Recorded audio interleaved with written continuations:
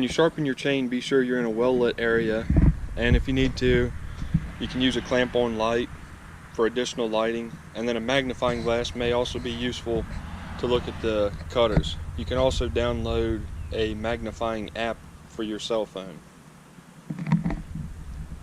I'm going to be using a Granberg G106B to file this chain, a 3/16 file since it's a 325 steel chain, and then I have a caliper to find the master cutter.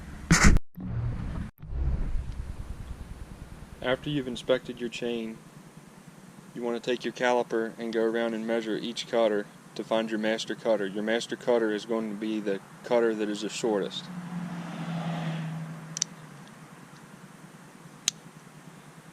If you don't have a caliper, you can also use an adjustable wrench. So now that I've found the master cutter, I'm going to be using the Granberg G106B. I'm not affiliated with Granberg in any way. I just really like using this to sharpen my chains. And I'm using a 3/16 file since this is a 325 steel chain. It's RS. The file is also a steel file.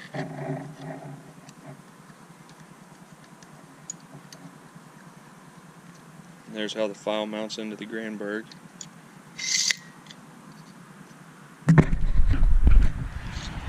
Next thing I'm going to do is, you can see the chain's a little loose, which is good for running the saw. But I like to sharpen my chain up, or like to tighten the chain up, because you can see how it has some side-to-side play there. I like to tighten it a little tighter than what you would normally run the saw.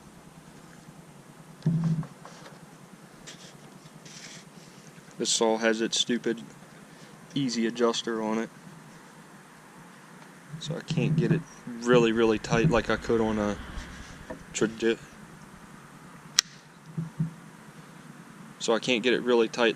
with a traditional chain adjuster. The file guide attaches with a thumb screw. It is adjustable for different angles. I'm going to be filing this chain at a 30 degree angle, and it's also adjustable for a tilt. This is called your top plate angle here. I'm going to start out by filing the master cutter first.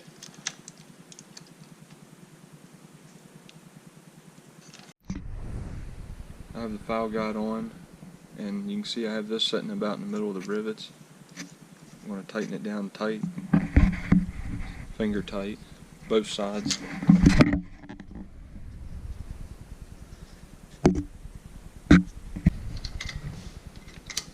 And now I'll set my 30 degree top plate angle.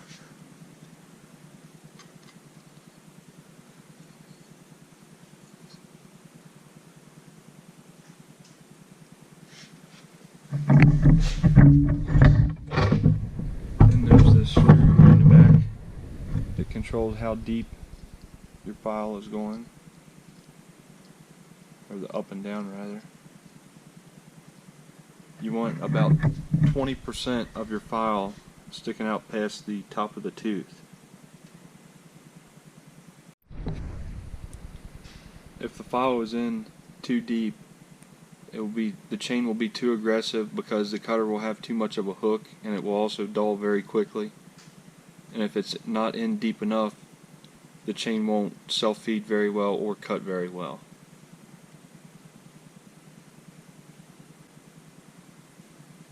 And then I have a 0 degree tilt angle and 30 degree top plate. So now I'm ready to start filing. This is a stop here, so you get all your teeth equal. And I have it so it's not hitting right now. When you're filing, you only want to go one direction. You want to go from the inside out. You don't work the file both ways.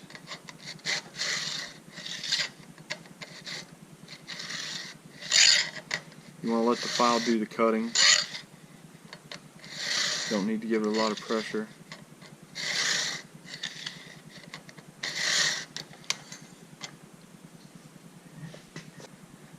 And it doesn't take very much to get your chain in shape.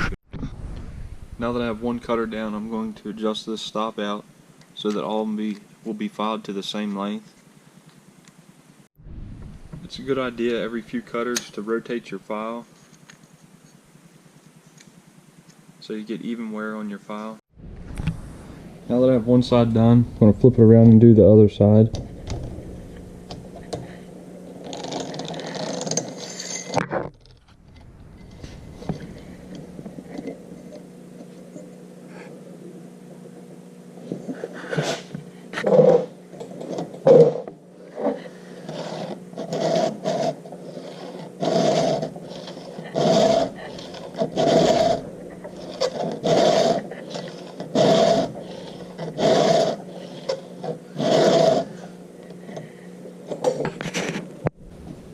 Now that every cutter has been filed, I'm going to remove the file guide and check the rakers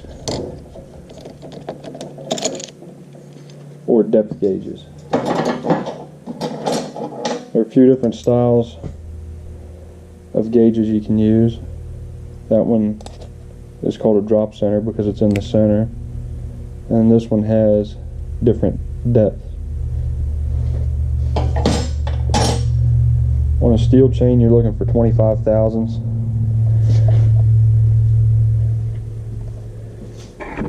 See, that one's spot on. Doesn't need anything done to it. Check a few. When you file the depth gauges, it's best to use some sort of a gauge so you're sure you're getting them filed accurately.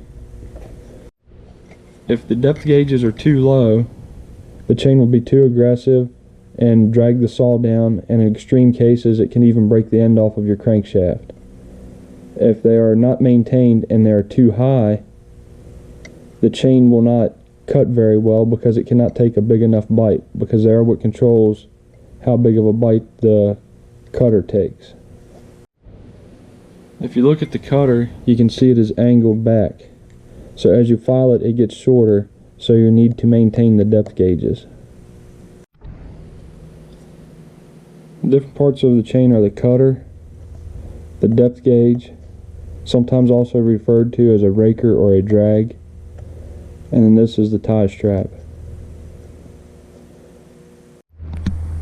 When you're sharpening the chain, and if you've hit a rock, you may notice that the chrome plating is knocked off the corner of the cutter. If the chrome plating is knocked off the corner of the cutter, you need to file back beyond that, because the chrome plating is what gives the cutter its strength and durability. So without that, the chain will dull very quickly. Now that the chain has been sharpened, we'll try it out and see how it looks.